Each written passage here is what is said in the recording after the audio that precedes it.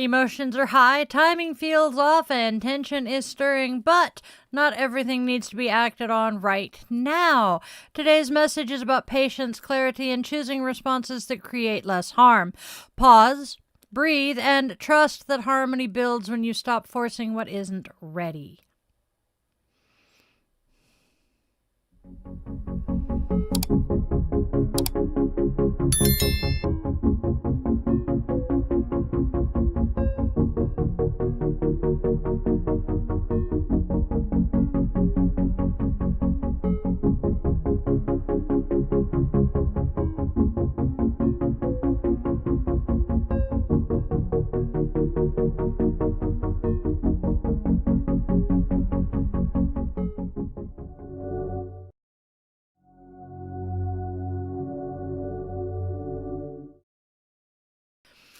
Namaste, my witchlings. Welcome, welcome, welcome one and all to Daily Divinations, Witchy, Wisdom, and Self-Care, where magic meets mindfulness, and we take a moment to honor the day, listen to the cards, and listen to ourselves along the way.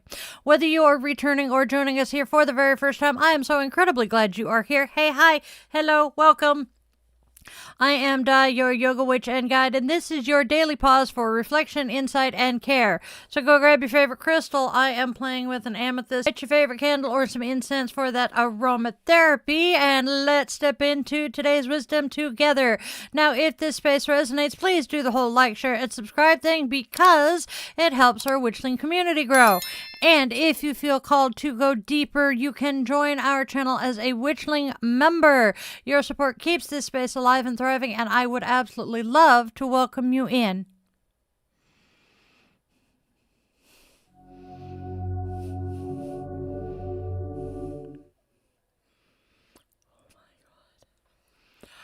All right, here we go. Dunk. So we do not have birthdays today, but we are lighting the way through the veil for a loved one. My witchy baby Aspen, one of my absolute favorite people in the world, got horrific news this morning that their brother had been found. Peter, may your journey through the veil be painless and easy. We are also lighting our candle for my best friend and partner in Yoga with Di. She is currently holding down the fort at home while her active duty husband is deployed to the sandbox.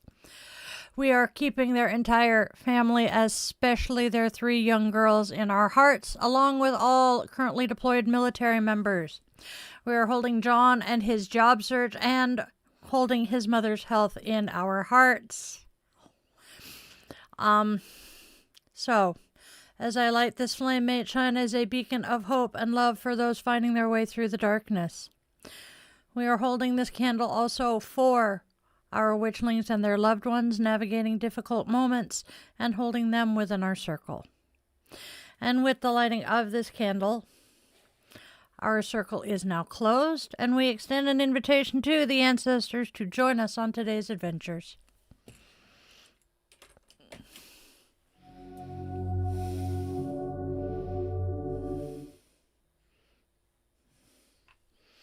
All right, holidays. Haha, yay. So, let's take a look at what holidays and observances are popping up for us today. We start with one that is very near and dear to my former military spouse heart. It is Military Spouse Appreciation Day. This day honors the strength, sacrifice, flexibility, and the steady devotion of military spouses who often carry home, family, career, and community through deployments, relocations, uncertainty, and some hellaciously long separations. Traditionally observed on the Friday before Mother's Day here in the United States, it is a day to recognize that military service affects the entire family, not just the person in uniform, and to give real appreciation to the spouses who keep the home fires burning through it all. Having been on both sides of the uniform, I was very proud to have the sticker on my van that said, "Hardest job in the military is that of a military spouse." Trust me, it is. Next, We have the time of remembrance and reconciliation for those who lost their lives during the Second World War. Despite its incredibly long name, this holiday is observed on May 8th or 9th as a solemn tribute to all victims of World War II. Established by the UN, these days invite reflection not only on the unimaginable loss of life, but also on the responsibility of nations and communities to pursue peace, reconciliation, human rights, and the cooperation so that the devastation of war is not repeated. Some of us need that reminder today. And then, itchy nose. Sorry about that, y'all. It is also Iris Day. I absolutely love irises. They are a favorite flower. So Iris Day celebrates the beauty, symbolism, and cultural importance of irises, flowers named for the Greek goddess of the rainbow. While irises are loved worldwide in gardens, art, perfumes, and floral arrangements, the day has special meaning in Brussels, Belgium, where the yellow iris is a regional symbol. There, Iris Day also connects with remembrance, liberation, local pride, and community celebration through food, music, and public festivities. Those are our holidays today. How do we plan on weaving them into our magic for the day? Let me know.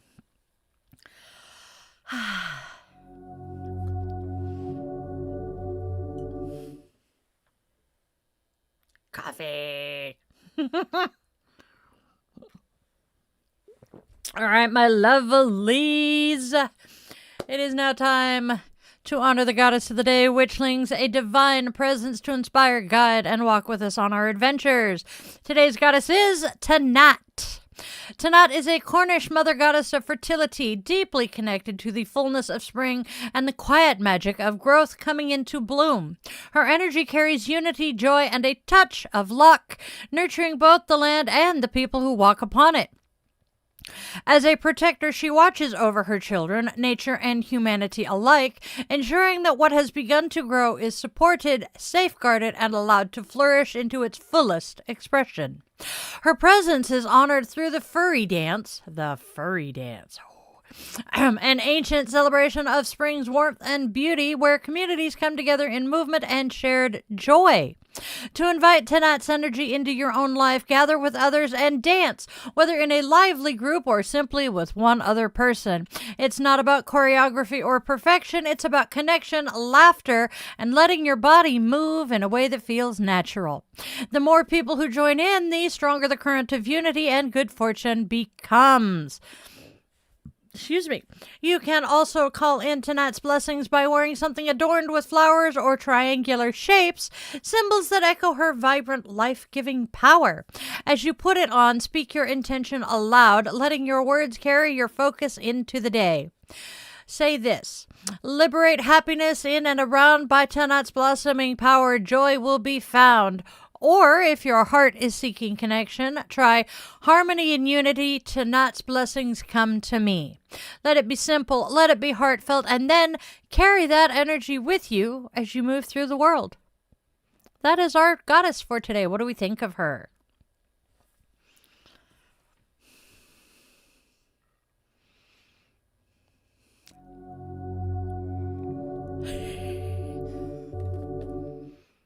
All right, my lovelies, take a listen to what the cards are telling us and let me know what y'all think. Tell me if it resonates.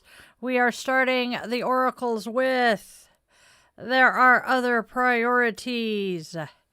Following that is I need to reach out. Last but not least, we are in the wrong time and place. All right, so those are the cards. Let's see what they're telling us. This reading reflects a pause shaped by circumstance. There are other priorities is taking center stage, asking you to honor what life is demanding right now. Still, the pull of I need to reach out lingers beneath the surface, persistent and real.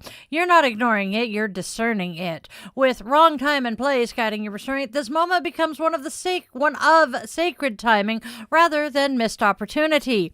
Patience isn't passive here, it's an active choice. a quiet strength. Trust that when the movement aligns, you'll move with clarity instead of urgency, and what needs to be said will land exactly where it's meant to. Those are our oracle cards today, if I can, spit them out. What do you guys think? Let me know if something resonates here. And then we have the tarot cards. What are the unicorns screaming? Well, emotions may be running high, pushing you to move too fast and react before thinking. Tension and petty conflicts could stir the pot, but they're not the entire story. With patience and a little bit of grace, harmony is still within reach, and stronger connections can grow from the chaos. Let's see how we get there, my lovelies. Well, we are starting with the Ace of Cups reversed. This card says you're letting your emotions rule your head, you're rushing headlong into a situation, and you might need to delay a bit. Next, we have the Five of Rods. There's some differences of opinion and squabbles over some rather trivial matters, making this a hostile environment. Last but not least, we have the Four of Rods, indicating marriage, love, and a partnership. So, those are the cards. What do they mean altogether? The Ace of Cups reversed opens this reading with a reminder that emotions may be clouding your judgment, pulling you a little too quickly into something that needs more time and care. There's a sense of rushing ahead before your footing is steady, and patience becomes essential if you want clarity instead of confusion. The Five of Rods follows, highlighting tension, disagreements, and clashes over things that may not truly matter in the long run. These conflicts can feel bigger than they are, especially when emotions are already up. Yet the Four of Rods brings a reassuring shift, suggesting that harmony is possible. Through understanding, effort, and mutual effort, and a willingness to reconnect, these struggles can often soften, opening the door to stronger bonds, supportive partnerships, and a more stable, loving foundation. That's our tarot reading, my witchlings. What do we think? And now, my lovely witches, let's go ahead and bring the oracle and tarot together into one clear message, a single solitary stream of guidance flowing through each and every card. Let me know what resonates here. So, the energy across these messages speaks to a moment of pause and emotional intensity unfolding at the same time. On one hand, there are other priorities, and you recognize that now may be the wrong time and place, even as the pull of the I need to reach out lingers beneath the surface. The Ace of Cups reversed mirrors this, showing emotions running high and tempting you to act before you're truly ready. That urgency can spill into the friction of the Five of Rods, where small disagreements or inner conflicts feel so much louder than they are. It's easy to get caught up in the swirl of what you feel versus what timing allows. But this isn't where the story ends. The Four of Rods reminds you that patience creates space for resolution, for reconnection, and for something stable to take root. By honoring time instead of forcing it, you move from tension into harmony, allowing what's meant for you to be built on a stronger, more grounded foundation. That, my lovelies, is our combined reading today. Patience is a virtue, I guess.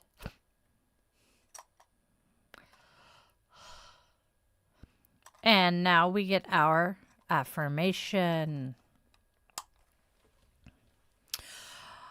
I honor divine timing and trust that I don't need to rush what is meant for me.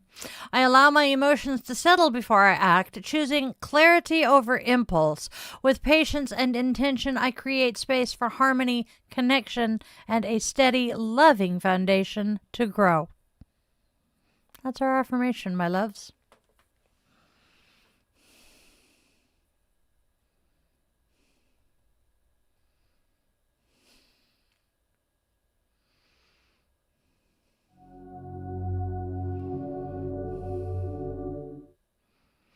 Hey, my witchlings, it is time to step into theyogawitch.shop, where magic meets movement and your growth is supported on and off the mat. This here is a space for transformation where yoga and life coaching come together to help you move forward with clarity, confidence, and purpose at a pace your nervous system can actually sustain. Alongside your practice, you will find handmade, intention-infused jewelry and the Yoga Witch merch, coffee mugs, t-shirts, hoodies, and more. Yes, including some goodies for our furry familiars. How could Witchy Mama leave them out? So you can carry a little bit of magic with you each and every day. Tarot and oracle readings are also available when you're seeking insight, and there are a limited number of local services offered for those here in the Puget Sound region. But the heart of this space is supporting your daily practice, your growth, and your connection to yourself. Now, if something in your life is shifting, growing, or asking for deeper intention, take this as your sign. Come explore what we can create together, you guys. Once again, you can find it at theyogawitch.shop.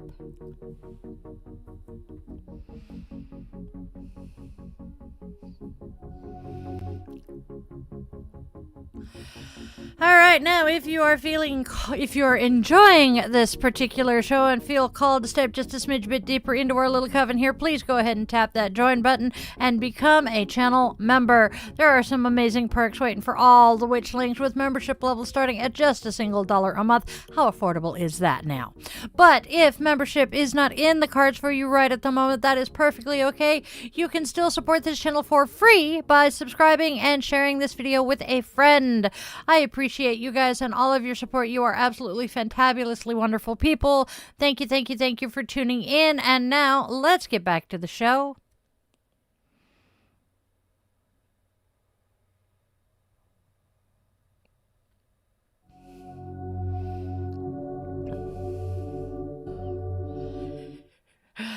All right, my witches. Namaste, witchlings. Take a breath and settle comfortably into your seat.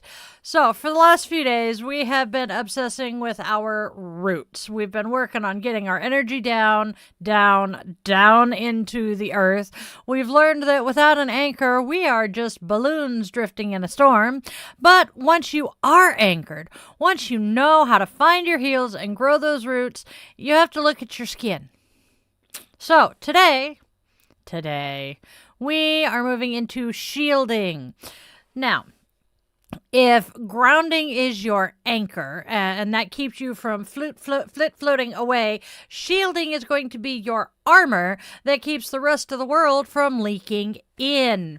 This is where we stop being victims of our environment and start being the masters of it. So today is all about drawing a line in the sand and saying, this is where I begin and that is where you end. Now, we are going to talk about those of us who use a word that we hear a lot, empath. I'm sure you've all heard this word 1,000 or more times. We live in a world where being an emotional sponge is often worn like a badge of honor. People say, oh, I'm just so sensitive. I walk into a room and I just soak up everybody's pain. I'm going to be kind of blunt with y'all here, witchlings. In Witchy 101, we are not calling that a spiritual gift. We are calling that being unprotected, and I'm going to be nice and leave it there. Think about a kitchen sponge, all right? If you drop it in a puddle of dirty dishwater, it doesn't choose what it absorbs. It soaks up the grease, the grime, and the bits of old food and all that icky, yucky nastiness, right? It becomes heavy, it becomes slimy, and eventually it starts to stink. So, if you walk into a crowded store or sit down with a toxic friend and leave feeling exhausted, angry, or even physically ill for no reason, you're being a sponge. You are soaking up the junk and the nastiness that just doesn't belong to you. Being sensitive is a beautiful thing. It truly is. It's how we hear the plants and feel the moon. But being a sponge is a liability. If you spend all of your energy processing other people's stress, you have zero energy left for your own magic. Shielding is the process of building an energetic filter, a second skin, that allows you to see the world, feel the world, and walk through it without having to eat the world's garbage. Sounds nice, doesn't it? So, Shielding is at its heart an act of sovereignty. It's the declaration that your personal space, your aura, your energy body is your territory. We are socially conditioned, especially as AFAB people or as sensitive people, to be open. We're told to be nice, to be receptive, and to be vulnerable. But listen, y'all, those are some absolutely beautiful qualities in the right context. But a house with no doors is not a home, it's a hallway. Anybody can walk in, track mud on the carpet, and leave their trash behind. When you learn to shield, you are putting the doors back on your house. You are claiming your right to exist in your own energy without interference. This does not make you cold or unfeeling or bitchy. In fact, it makes you safe. When you are properly shielded, you can actually be more compassionate. Why? Because you aren't afraid of being drowned by other people's pain. You can stand on the shore and huck someone a life jacket in order to get them out of the water without getting pulled into the riptide yourself. Sovereignty is knowing that your energy is a finite resource and you are the only one who gets the password to that vault. Spoons are limited. A common mistake I see, though, in beginners is when they first hear about shielding, they try to build a brick wall. They visualize a massive, thick, light-blocking fortress around themselves. And here's the problem with brick walls. Yeah, they keep the bad out, but they also keep you trapped in. If you are entirely blocked off, you are going to feel isolated, lonely, and eventually you're going to become stale inside your own little bubble. A proper magical shield is a semi-permeable membrane. Anyway, think about a cell in your body. The cell wall is an absolute genius of engineering. It knows how to let the nutrients and the oxygen in, but keep the toxins and the viruses out. That, my friends, is what we are aiming for. Your shield should let the good in, the love from your partner, the warmth of the sun, the positive vibrations of the universe. And now I'm hearing the Beach Boys. It should catch the gray, the general stress of the city, passive aggression at the office, and the static of the internet. And then it should reflect the dark, the active harm, the ill intent, or the vampiric energy that tries to latch onto you. You are not hiding from hot life. You're simply filtering it. You are deciding that you only have room in your home for guests who bring something of value. Nice, isn't it? Now, before we get into the fancy bubbles and mirrors techniques tomorrow, we have to do the boring work. We have to find the boundary. Now, most of us have absolutely no forking idea where we end and the world begins. Our energy is often leaked out 3 blocks away, or it's retracted so tightly into our chests that we feel like we're suffocating. So, we're going to try what I call a perimeter check. If you are driving, please don't close your eyes. If it is unsafe, please don't close your eyes. So, close your eyes for just a second and imagine there is a bubble of space around you. For most people, I'm going to say that part again, for most people, it feels natural to have this bubble extend about an arm's length in every direction, above your head, below your feet, and in front of and behind you. Now, scan that bubble. Does it feel kind of thin in front of your chest? Does it maybe feel leaky or wide open behind your shoulder blades? This is often where we feel stabbed in the back or watched.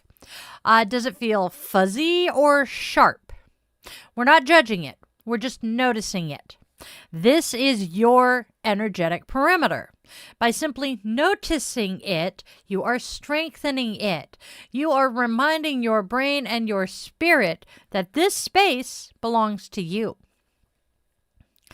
Now, go ahead and open your eyes.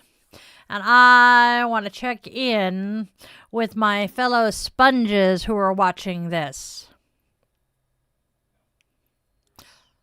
Oh, My fellow sponges, have you ever had the experience where you walk into a store feeling absolutely fabulous and you walk out wanting to just bawl your eyes out for no apparent reason? Or you have that one friend who leaves you feeling like you desperately need a 3-hour nap and a quad shot of coffee after your coffee date? All right, let's talk about that then. Where do you feel leaky? And do you find it harder to maintain your boundaries when you're at work or with family? And when you tried to do your perimeter check just now, what did you notice? Was your bubble kind of small and tight? Or was it just kind of scattered all over the room? These are things to take notice of. Now, we're going to say this here. My energy is my own and my space is sacred. I myself am the sovereign of my soul. So say this with me. I am separate. I am safe. I am the master of my gates. I'm Di the Yoga Witch, my lovely witchlings, and today we start drawing the line. Notice your leaks, reclaim your space, keep the fire burning, and go out there and make some good trouble, will ya? This has been Witchy 101.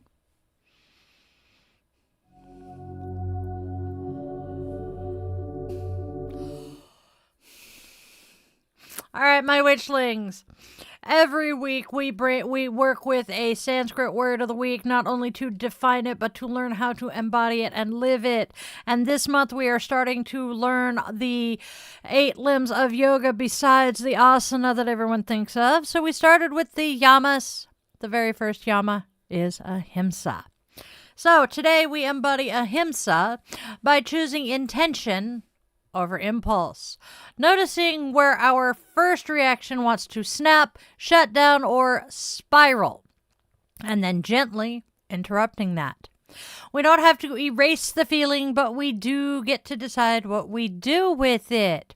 That might look like speaking more deliberately instead of reacting sharply. It might look like refusing to engage in gossip or negativity. Might even look like catching the way you talk to yourself and shifting from criticism to care. And just as important, it might look like holding a boundary without guilt, because allowing harm to yourself is not Ahimsa either. So today, embodiment is simple, but not always easy. Pause, notice, choose. Choose the response that creates less harm outward and inward. Choose the words that don't cut deeper than they need to, and choose to treat yourself like someone worthy of gentleness and protection. That, my witchlings, is Ahimsa in motion. And that's our Sanskrit for today.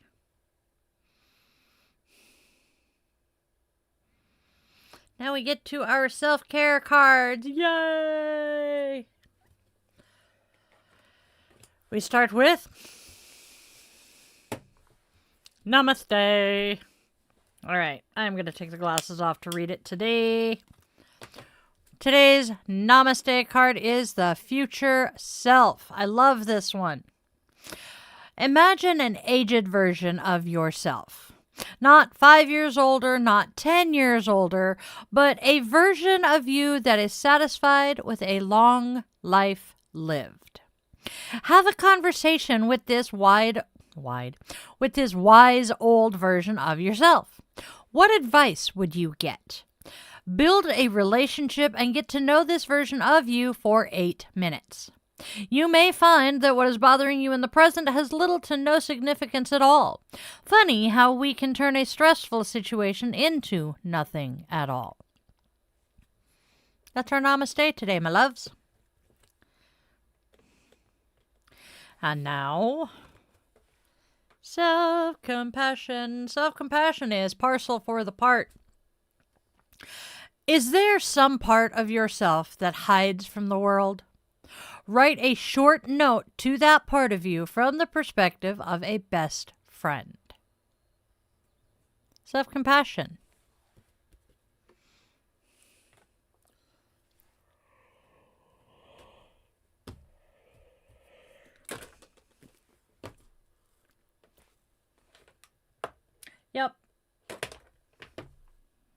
Just knocking shit over and it's not going to stay upright.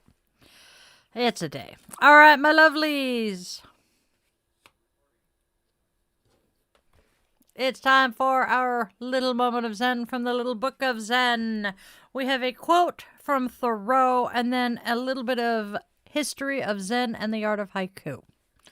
So, Henry David Thoreau tells us, "We see men haying far in the meadow, their heads waving like the grass they cut. In the distance, the wind seemed to bend all alike." I like it. Now, Zen and the art of haiku. Haiku is the shortest form of poetry known in world literature, but its 3 little lines of 5, 7, 5 syllables are capable of expressing deep feeling and sudden flashes of intuition. There is no symbolism in haiku. It catches life as it flows. There is no egotism either. Haiku is practically authorless. But in its preoccupation with the simple, seemingly trivial stuff of everyday life, a falling leaf, snow, a fly, haiku shows us how to see into the life of things and gain a glimpse of enlightenment. Haiku is not Zen, but Zen is haiku. It is, in the words of R.H. Blythe, the final flower of all Eastern culture. Haiku was elevated to its present form by the great poet Basho. Other poets include Busan, Issa, Ryokan, and Shiki. Like all Japanese arts that are bound up with the spirit of Zen, haiku evokes sabi, solitude, aloneness, or detachment, and wabi, the poignant spirit of poverty.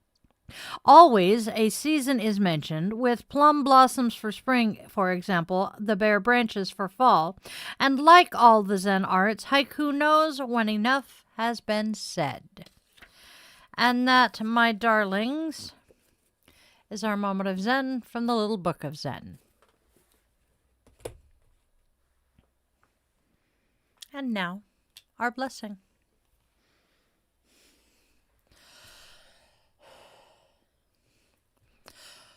Our blessing. May your heart move with gentleness and your spirit stand in truth. May you recognize the moments where softness is needed and the moments where strength protects what matters. May your words land with care, your thoughts turn toward compassion, and your boundaries hold without guilt. May you walk through this day reducing harm, not by shrinking yourself, but by honoring the balance between kindness and sovereignty. And may every choice you make today bring you closer to peace that is real, grounded, and sustaining. So may it be. Blessed be. Namaste, my witchlings.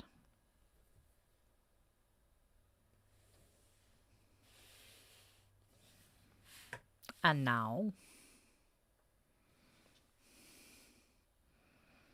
it's time to wrap up the recorded portion for today.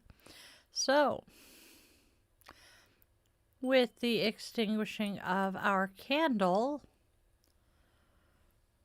our circle is now open. We extend our eternal gratitude to the ancestors for joining us here today.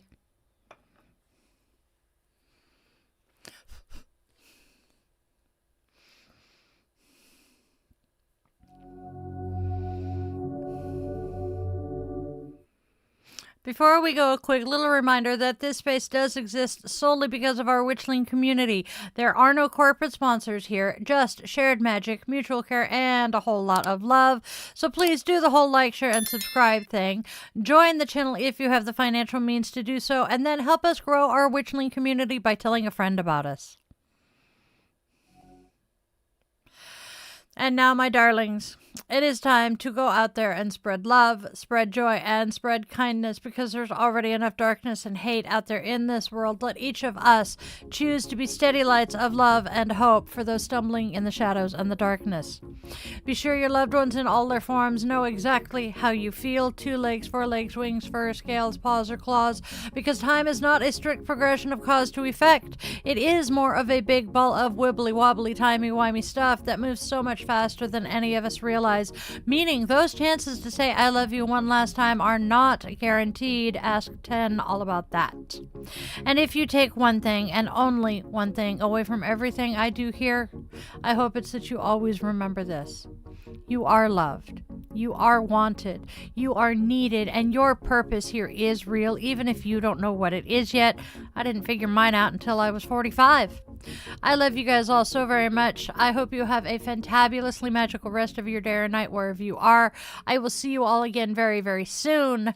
Namaste, my witchlings.